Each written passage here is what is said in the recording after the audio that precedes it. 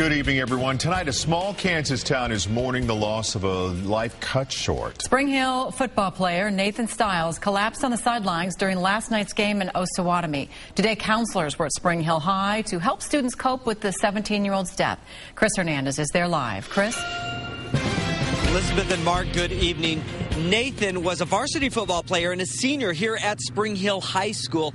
He had just suffered a concussion about 3 weeks ago, sat out some games, but was then cleared by a doctor to return to the field. So he played in last night's game, the final game of the season, but something went terribly wrong.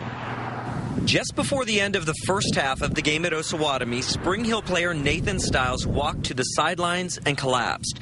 It's not clear if any particular play was at fault. This was Nathan's first game since a concussion 3 weeks ago. He was life-flighted from the field to the hospital. And they did surgery, but he had a traumatic head injury that shut his lungs and his heart down.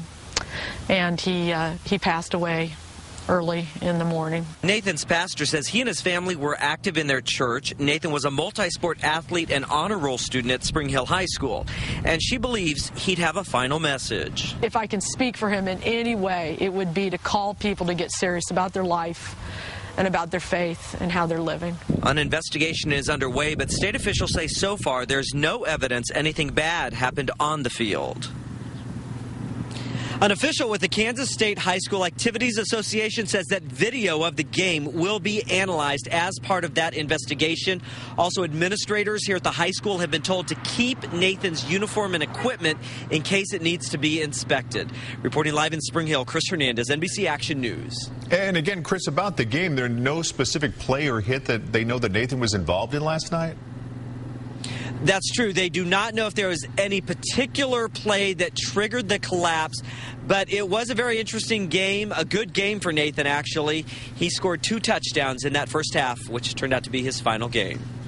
All right. Thanks very much, Chris Hernandez. Thank you.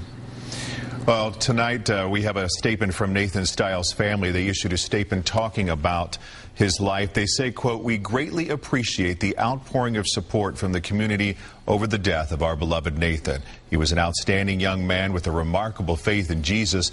People are already leaving messages on the Spring Hill School Facebook page. Sydney writes, prayers are going out for the students of Spring Hill High School and the family of a football player that passed. Also, Janet writes, praying for the family and friends and teammates of Nathan Stiles." Now, tonight, people have a chance to give their condolences to Nathan Stiles and his family. Continuing our team coverage, Beth Vaughn is live where tonight's memorial service will be held. Beth? Yeah, good evening, Elizabeth. In about an hour, folks will gather here at Grace Community Church for a candlelight vigil. It's for 17-year-old Nathan Stiles, who in his last several hours of consciousness helped score 2 touchdowns for a school who so obviously loved him. News travels quickly in a town of 5,000. Like, word gets around in a small town, especially when it's someone you went to school with and you're friends with. Montana Yohe and Jamie Wells grew up with Nathan Stiles. They watched him become a football star, a scholar, and this year's homecoming king. But what they'll remember most... I mean, we went to school with Nathan. He was a really good guy. Nothing bad to say about him at all. He was friends with everybody. My neighbor used to be best friends with him, so he was always over.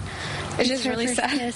He was my first kiss. Precious memory shared on a day marked forever with sadness. Stiles would have celebrated his 18th birthday on Tuesday. No one deserves to die that young. Instead, an alleged brain bleed took his life, leaving many behind to ask why. Just the fact of anybody at this age from a high school football injury is just, to pass away is bad. You don't expect anything like that at all, and for it to happen to one of our students, I mean, it really brings together the community. Students at Spring Hill High will be offered grief counseling indefinitely. Many couldn't even face the walls of school today. But tonight, they'll start to say goodbye to a young man whose smile won't be easily forgotten. Again, the candlelight vigil starts in about an hour at 7 o'clock tonight at the Grace Community Church. That's in Spring Hill. Anyone wanting to help remember Stiles is invited to join in. And we're told there's been such an outpouring on Facebook and Twitter today that they don't even know how many people to plan for. It could be hundreds or maybe even 1,000, but they're hoping to welcome everyone and also the family tonight. We're live in Spring Hill. Beth Vaughn, NBC Action News.